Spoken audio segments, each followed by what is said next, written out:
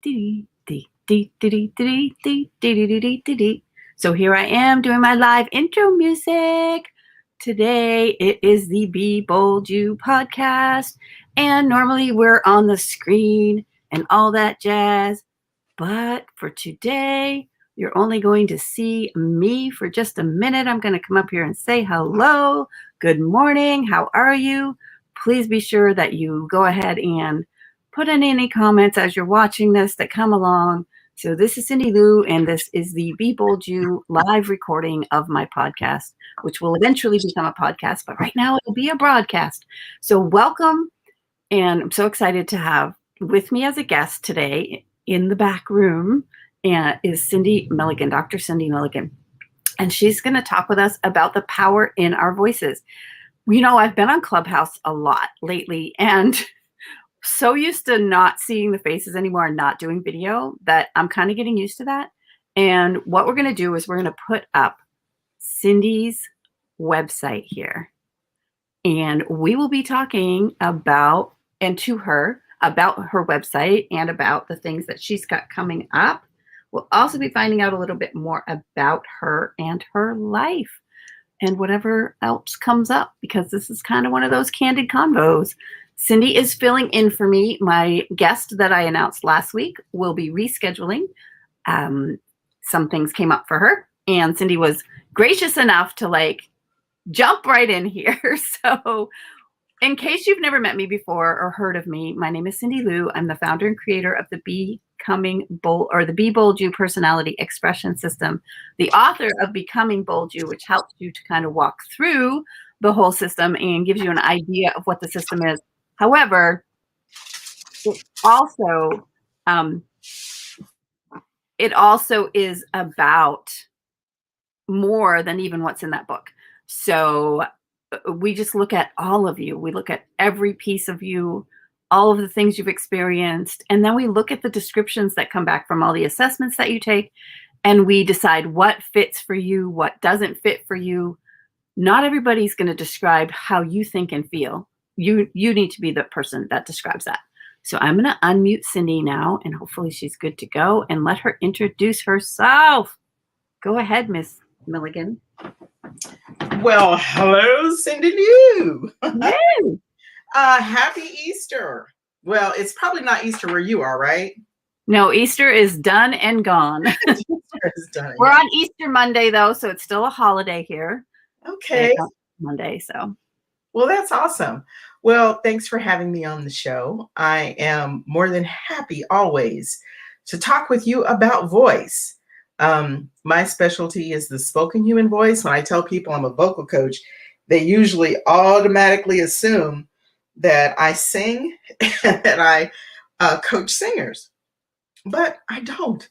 I mean, because I understand the anatomy and physiology of the voice, I can help singers, but that's not my specialty.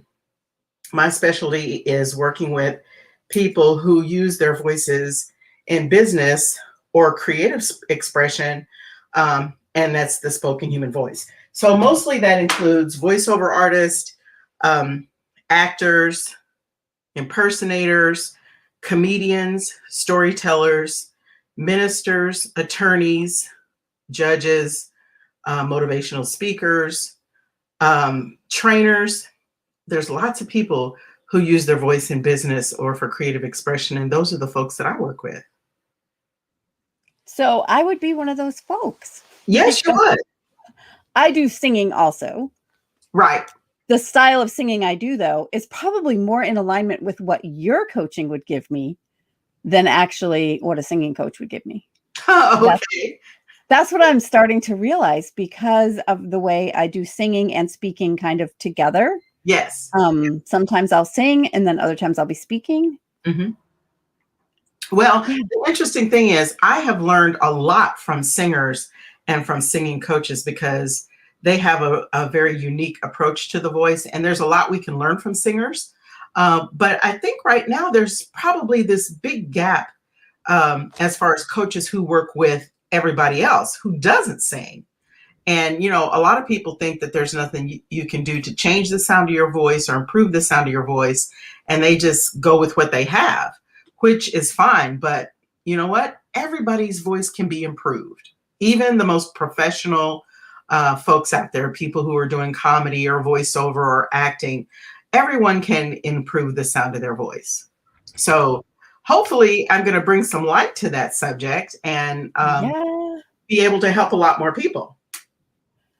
So are you like the female Roger Love?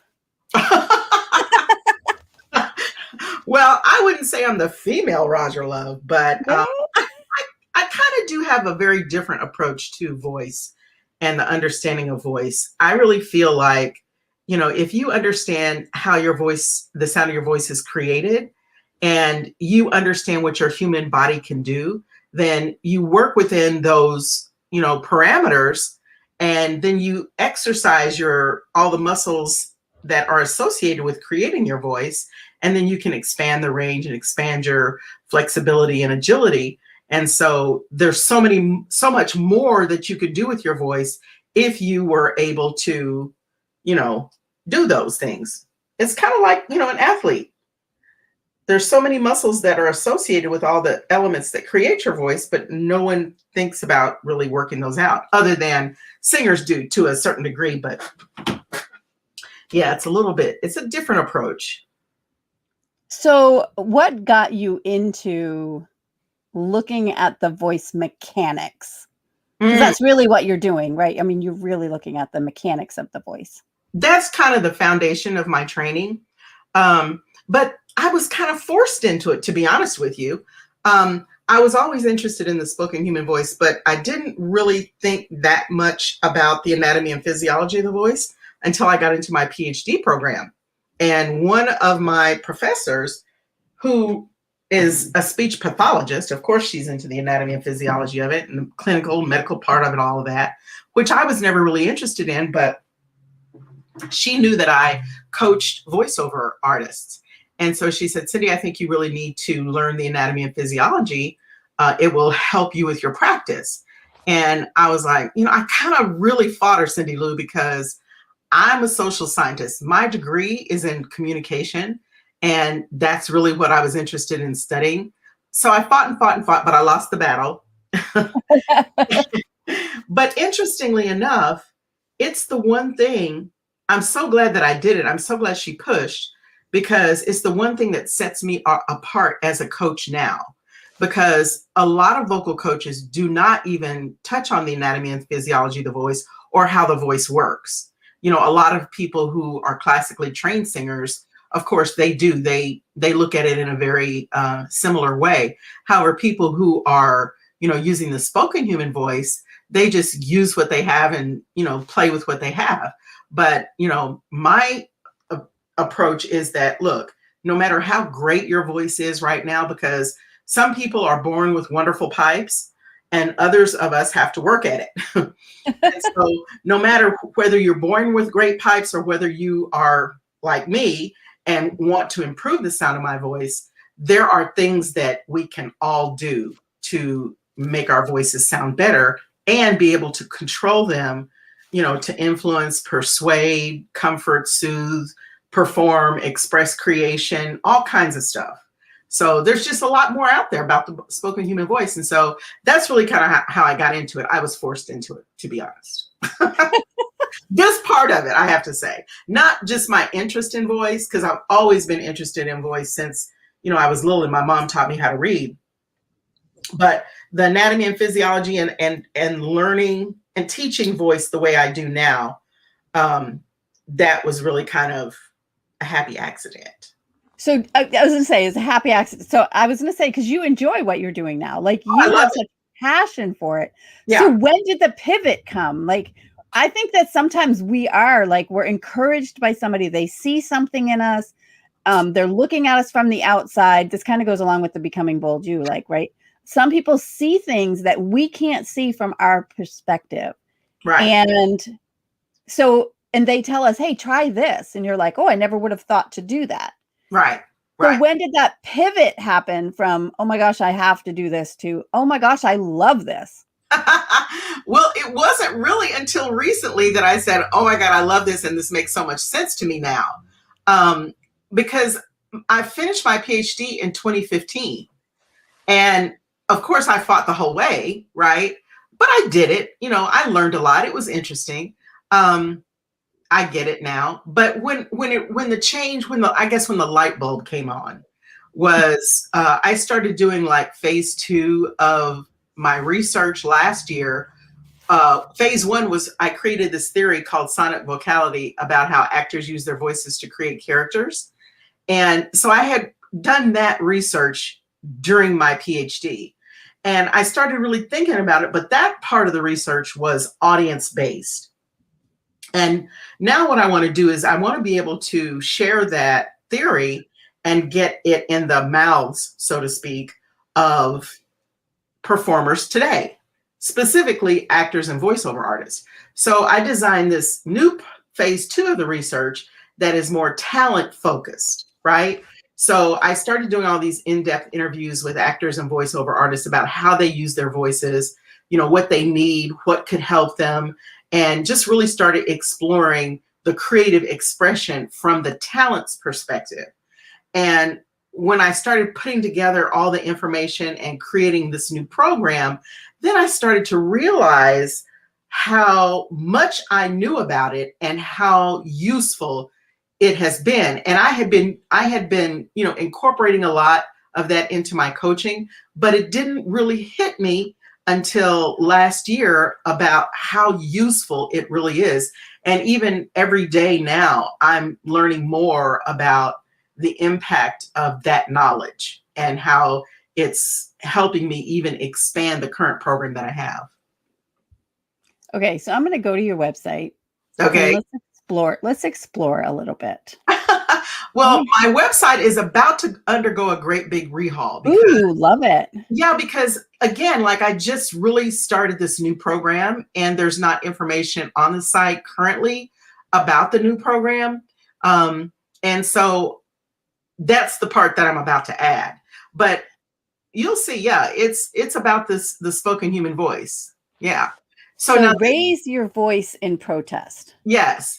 This was my response last year to the murder of George Floyd. And, you know, millions of people all over the world took to the streets in protest about his murder. And so it's so fascinating that we're even talking about this right now because, you know, we're in the middle of the trial of Derek Chauvin, the man who was responsible for his death.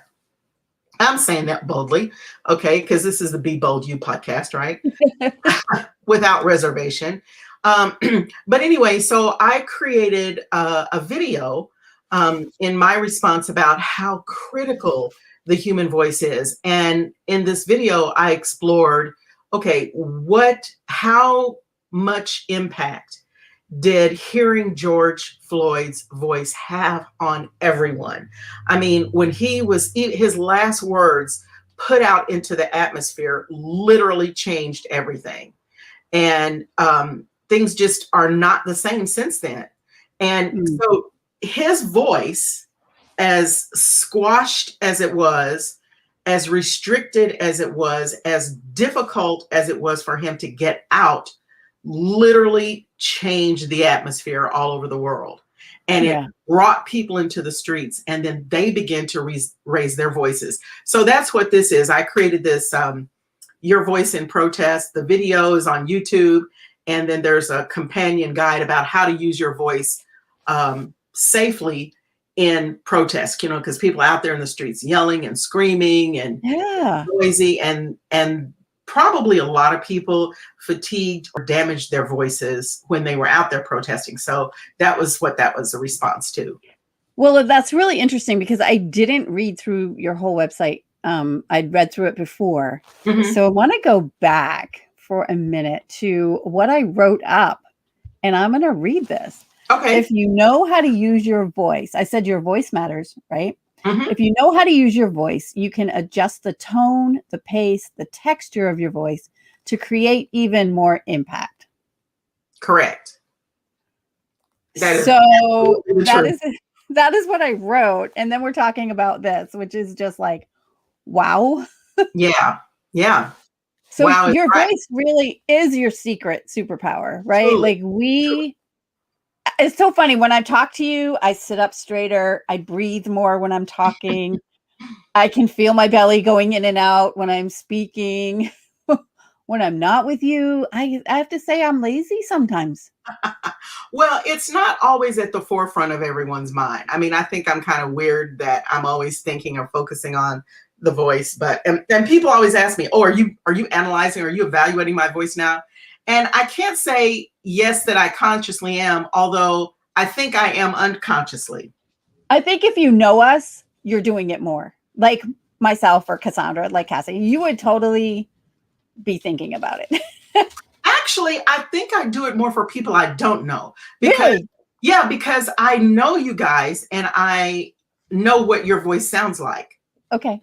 And I'm used to it. So my ear is tuned to it. But when I meet someone new, I'm listening for, the timbre of their voice or the tone or the texture or how they use their breath. And so I really do it more for people I don't know until I get to know them. Okay. So you're using that the same way that, say, a blind person would like take a picture of your face with their hands. Oh, that's an interesting way to put it.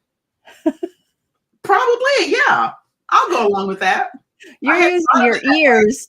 Yeah, you're using your ears to take an imprint of who that person is and solidify them in your brain. Yes. That when you hear that voice, you know that's that person. You probably are more attuned to hearing a voice and knowing who it is than most people. I wonder about that because I think that if someone started talking to you that you hadn't spoken to in a really long time, I think you could immediately recognize their voice. Yeah. But, for me, I'm just kind of listening for different things.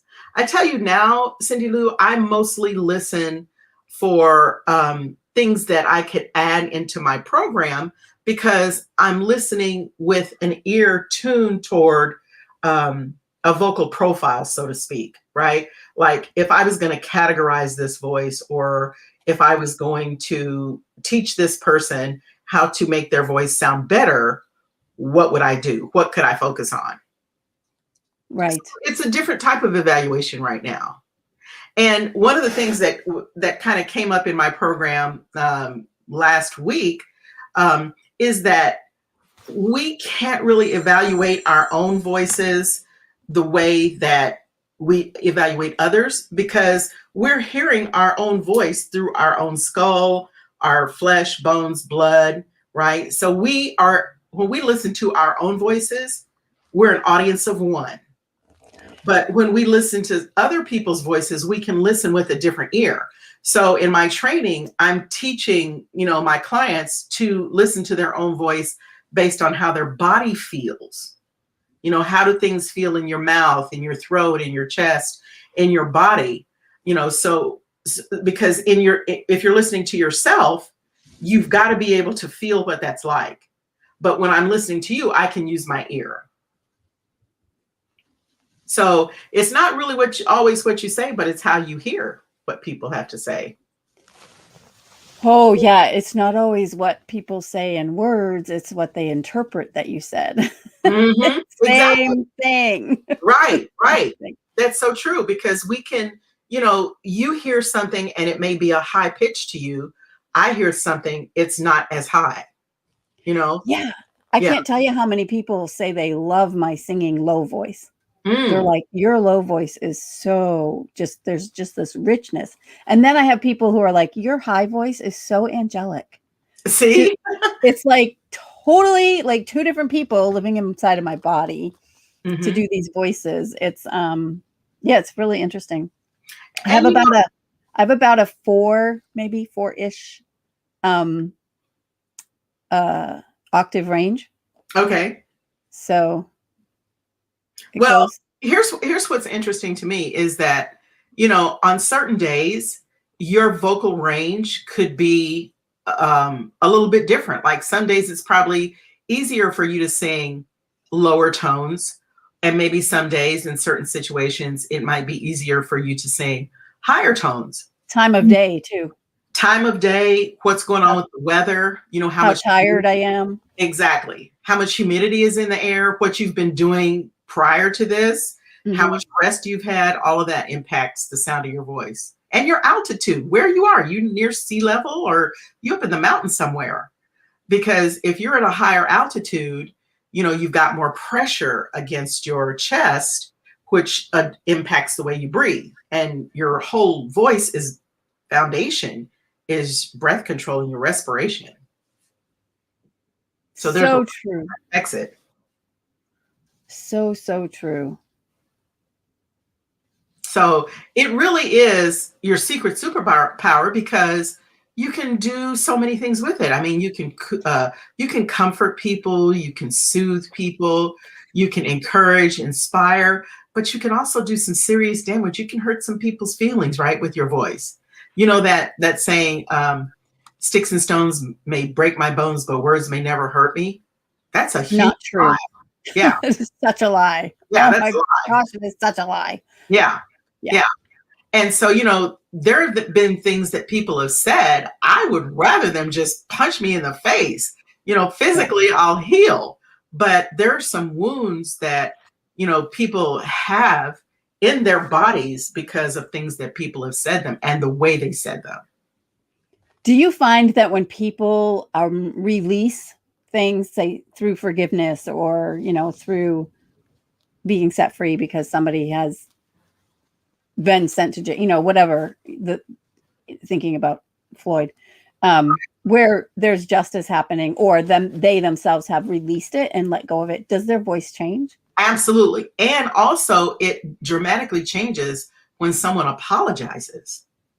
That's an apology is very healing, right? So we shouldn't take that lightly, but yes, the forgiveness and being able to release. And it's really weird because I'm not exactly sure what it is that we're releasing, right? Because it's almost like a tangible thing, but you can't exactly put your finger on it, although you know when it's gone.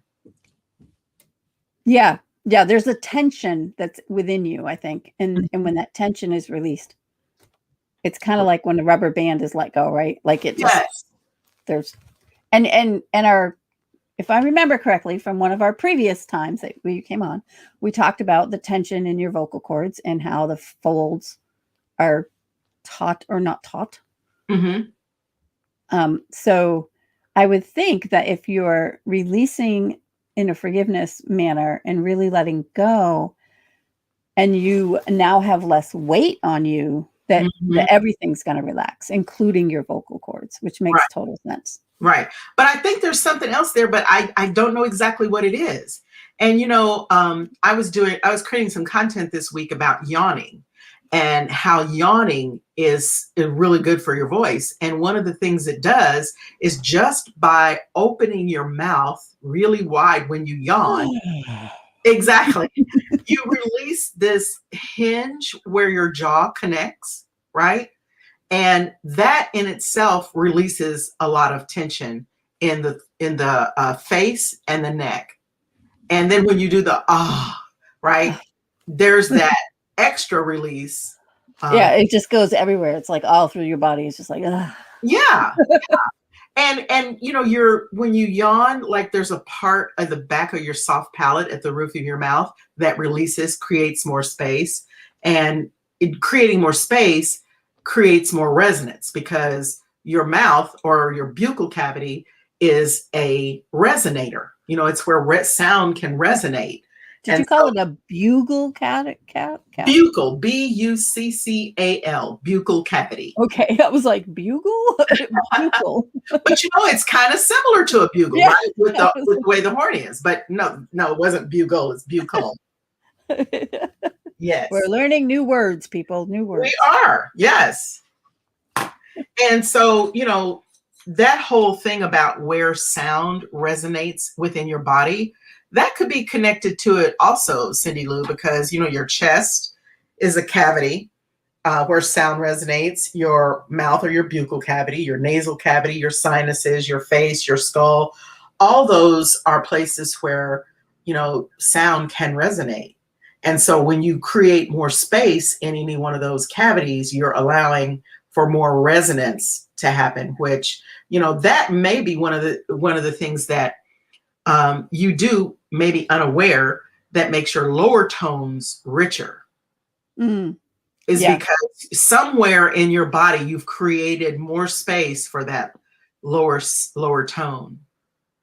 Yeah, I'll never forget the first time, like just this whole thing of resonating and where it is.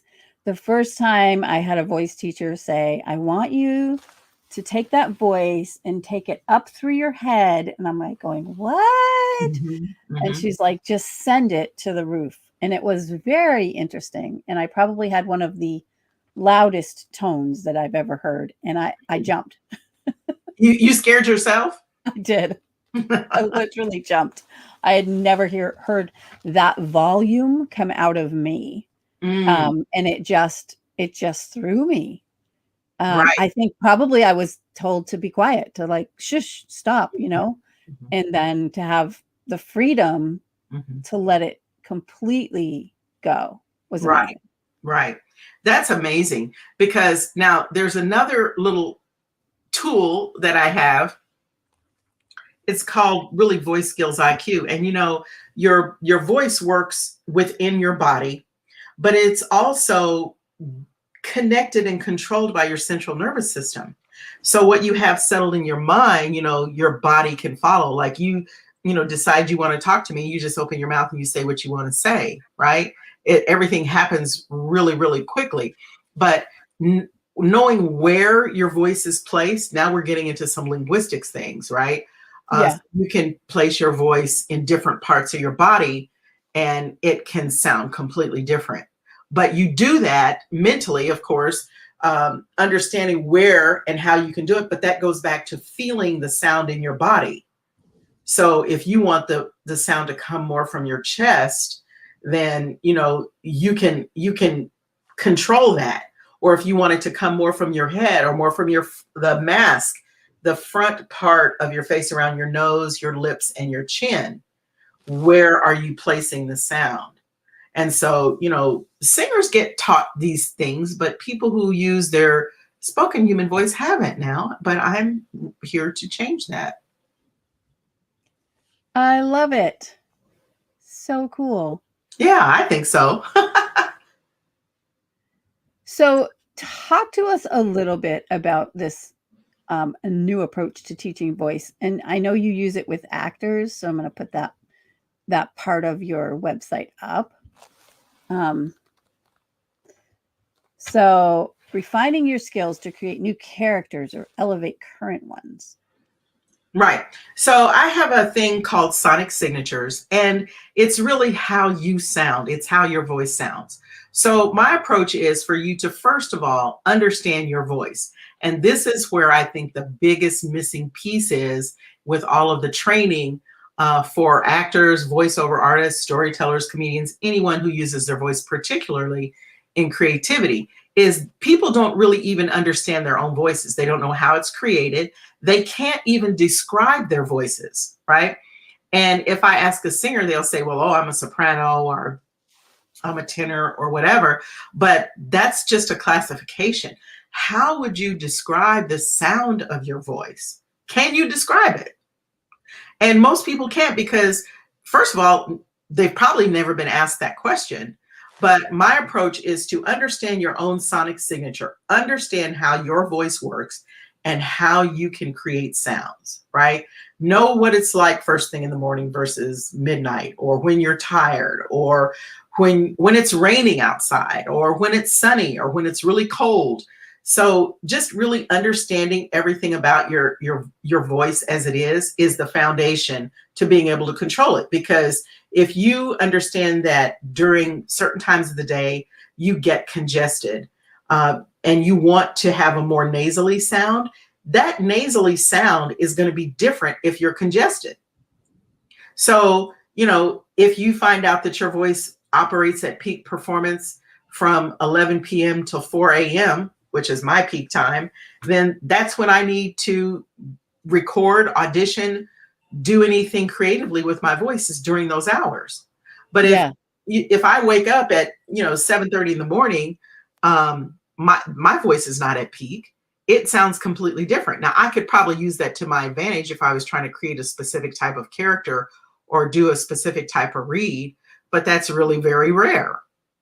That's what I was just thinking. If you did a voiceover audition and you did it first thing in the morning, you better write down the time that you did it, right? Because you're going to want to record the subsequent things after that, right? You're going to want to record that at the same time of day because you're going to have that same voice if that's what they're hiring you for.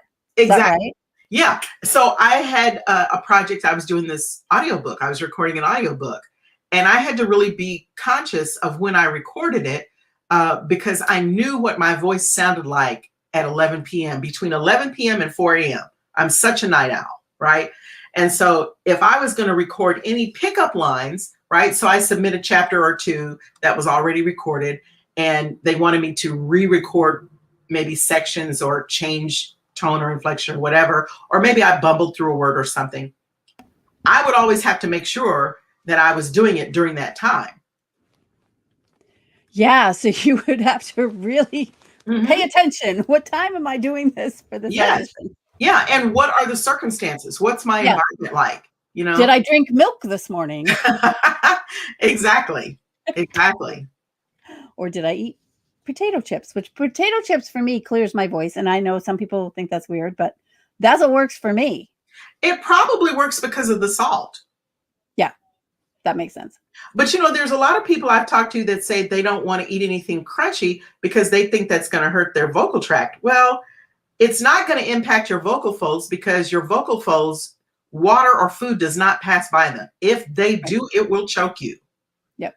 So, when people are doing something and they say, oh, let me get hydrated, and they're thinking they're going to just take a drink of water and that's going to do it. No, because the epiglottis covers the glottis, which prevents food and drink from going down into your windpipe. Okay, so okay, I'm totally interrupting you on purpose. On purpose. Because I want to ask you this question. Mm-hmm. So when I'm singing and I get nervous, I get dry throat. Mm-hmm. Like I feel like my vocal cords just completely dry up and shrivel and become like these sandpapers. What can I do? I mean, if drinking water doesn't actually help that. Well, what you're feeling, you're not really feeling your vocal folds. What you're probably feeling is dryness in your mouth and at the top of your throat. And you can drink water to make that feel better. But you're not feeling, your vocal folds are not feeling dry. Okay. It's before you get to the vocal folds that you feel the dryness. And if you are thirsty, that is the first sign that you're already dehydrated. Oh. Right. So if you're thirsty, you're dehydrated. And dehydration probably doesn't help a singing or speaking voice. Being dehydrated is horrible for your voice. It's horrible for your body, but particularly your voice. So, you have to get hydrated, and it takes a while. You can't get hydrated in a day, right? I would say it takes 2 to 3 weeks to get your body fully hydrated. And that is drinking enough water every day to get to that point. Now, how much water should you drink? Have you heard that you should drink 8 8-ounce glasses of water a day? Have you actually? I have heard that, but I've also heard that debunked. Yeah. And now you're going to tell me something else, which is probably more than or less than. Way more. So if you drink 8 8-ounce glasses of water, that's only 64 ounces, right? Now that only works for someone who weighs 128 pounds. So you can't tell a person who weighs 128 pounds that they should drink the same amount of water as a 280-pound linebacker, right? That just does not compute. So you're probably wondering, where did I get the 128? Well, if you take your body weight and divide it in half, that's the minimum number of ounces you need to drink every day. So if you weighed 128 pounds and you divided that in half, that's 64 ounces. That's the person who weighs 128 pounds. They're the only person who can get away with drinking 8 8-ounce glasses of water every day. So if you weigh 150 pounds, you need to be drinking at least 75 ounces every day, minimum. Now, if you have had coffee or anything that has caffeine, tea, right? Coffee and tea both have caffeine. Chocolate has caffeine. If you have any carbonated drinks, any alcoholic beverages, or if you have any medication that is dehydrating you. I know some high blood pressure medicine, some diabetes medicine, and of course, if you have a cold, any decongestant, that's its job, is to suck all the water out. So if you are taking any decongestants, you have to drink at least 16 additional ounces of water for every 8 ounces that you've consumed. So say you drink an 8-ounce cup of coffee, now you've got to replace that, you've got to add to your water intake. So back to that 75 minimum ounces, if you weigh 150 pounds, you're going to add 16 ounces of water to that 75 if you've just had a cup of coffee. So now you're up to 91. Now, if you had a glass of wine later on, you got to add another 16 ounces. Because that's a lot of water. It is. Alcoholic beverages are dehydrating. So whatever you're doing to dehydrate, you've got to replace it. Yeah, I'm in trouble. Yeah, we're all in trouble. Really. And I really try to focus on that, but it's difficult to get that amount of water down. Well, our culture is so coffee and tea oriented. Yeah. Or other drink oriented. Yes. I don't do other drinks anymore now that I have a pacemaker. I can't mix my medication and that. Oh, so, well, I mean, even sodas, right? Because the carbonation creates mucus, right? If you've had milk with your cereal, you're going to have, your body's probably going to create some extra mucus, or ice cream. Yeah. So there's just a lot of things, sodas, orange juices. Sometimes they have like a lot of additional sugar. And so, people try to get around drinking the water, but it's water. It's water. Just drink the water. Mm-hmm. Drink the water. Mm-hmm. Can you put anything in the water? Should you put lemon in the water? Not put lemon in the water? You can do lemon. Yeah, you can do lemon because lemon and sour is very good for the voice. Sour is really good, especially because it triggers, I can't remember the name now. I'm thrown off, but a part in the back of your mouth and your taste buds that almost acts like when you yawn. Okay. You know how you can feel that little ting in the back of your mouth when you've had something super sour? Yeah. But again, it kind of releases something, and I apologize, I cannot remember the name of the organ, but it will help you with your voice. Sour. So lemon is good, and it can also clear a lot of mucus. Okay, so that's good. That's good. All right. There's so much more we could talk about. Yes. And we could go on and on and on. However, I'm not sure that people will listen to us forever and ever. So as usual, I will have you back again, as I always do. Okay. I don't want to keep you super long today. Do you want to do the 10 questions that I normally ask? Sure. Okay, cool. Because, sometimes they're just fun. Yeah. So let me pop up. Make it here. I'm in the background working myself around. Da da da da da da da da. Alrighty, here we go. What is your favorite color? Haha. Can you tell by my website? Purple.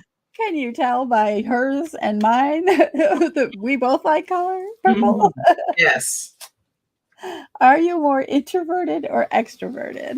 Extroverted. Extroverted. Yeah, she likes to have people with her. It's quite funny. How have you done with being? Are you guys in lockdown? Are you not? We are not in lockdown, but we should have been. Oh, okay. Yeah. So that makes it hard. Right. What quote or phrase encourages you the most? I have several, but the one that really has kind of been a leading guidepost for me is, and it's a quote from a movie. Okay. From The Matrix. There's a difference between knowing the path and walking the path. Oh, come on. Yeah. Yes. Yeah. Because I think a lot of times if we would have known the path that we were supposed to walk, we would be like, no, I'm not doing that. I'm not going down that road. Let me out of that. Mm-hmm. But that's usually the path we need to walk down. Yes, true enough. Mm-hmm. What energizes you? Talking about voice. Love that. That truly does energize me the most these days. I know I've noticed that you've increased in your energy with it. Yeah. So I do see the shift that's happened for you. It's really cool. Yeah. What has been your favorite age? I think like early to mid 40s. Okay. And what either book or song is encouraging you at the most, or are you reading right now? Inspirationally. Okay, so right now I am reading the Bible. I have tons of other books that I start and pause and wait, but I'm always reading that in between. And specifically, I'm doing some studies in Proverbs. Awesome. As far as songs, I've been listening to a pianist by the name of Chloe Flower. She's kind of a hidden gem, but she does a lot of classical. She's a classically trained pianist, but she's now doing a lot of stuff with R&B and some rap beats embedded into her classical music, which is really different. That sounds awesome. You'll have to share her in the comments here so we can check her out. Right. What is the most exotic place you've ever been? The most exotic place I've ever been, Cyndilu, is the country you live in right now today, New Zealand. It is amazing. Yeah. There was a beach I was on in New Zealand. It was the most beautiful beach I've ever been to. And I was warned not to walk on the beach because I could experience death by jellyfish. Yeah. There's a couple of beaches here. Yeah. Yep. Do you create to live or live to create? I live to create. Yay. Mm-hmm. And who has been or what has been your greatest influence? My parents. Parents come up so often. Yeah. And what one word describes you best? Oh, wow. Describes me best. Mm-hmm. I think compassionate. Oh, I like that word. That's a good word. It's my husband, I would say. Okay. He's definitely the compassionate one. People who know him know that. Mm-hmm. I want to thank you for jumping in and being my on-the-spot guest and having me call you and say, hey, are you ready? Not camera worthy, no worries. I got a great picture of you. I popped it from your website, so that works out well. If people want to connect with you, they can go to thepowerinyourvoice.com, and at the bottom, if you scroll all the way to the bottom, there's all the profile links that connect, and I'm assuming they're working. So if they're not, you're going to fix that. Okay, good. Because those things are defaulted, right? Like if you don't put the things in there, then it defaults back to the website. Like if it's, are you Teachable? I don't know what you're on, but whatever you're on, it defaults back to that. So like if it's a WordPress one, it defaults back to that. I might as well give a live online learning tip to everybody. Well, thank you so much. And you know what? Now you're making me check it. Yeah. So when you build your website, make sure you actually put your own things in there, or it will default back to whatever the platform is that you got your website from. Yeah, they're working. Yeah. So, because mine were going back to Kajabi because I didn't change them. It's like, that's how I learned. You learn these things because you make these mistakes yourself. Mm-hmm. So, yeah. So thank you so much. Is there any last thing that you'd like to say to people about their voices or what they, might want to do, or why they would want to connect with you? Okay, 2 things I would like to say. First of all, everybody really needs to get on this water trick. Yeah. Because that's not just for your voice, it's for your life. And, a lot of real serious medical issues are because of dehydration. So, if you are having migraine headaches, that's dehydration of the brain and the eyes. If you have hypertension, it's dehydration of your bloodstream. Diabetes is also dehydration. So, the healthcare, the pharmaceutical industry doesn't want you to know that water is going to help you. They prefer you take more of their drugs, which are also very dehydrating. So everybody needs to increase their water intake, first of all. And second of all, if you use your voice creatively in performance, please contact me, because I would love to work with you and help you to really understand your voice. Because once you understand your voice, then you can make changes and adjustments and control it more. Yeah. Yeah. Well, thank you, girl. You're more than welcome. I can't believe how fast this time went by. I know, 45 minutes and it's gone just like that. Yeah.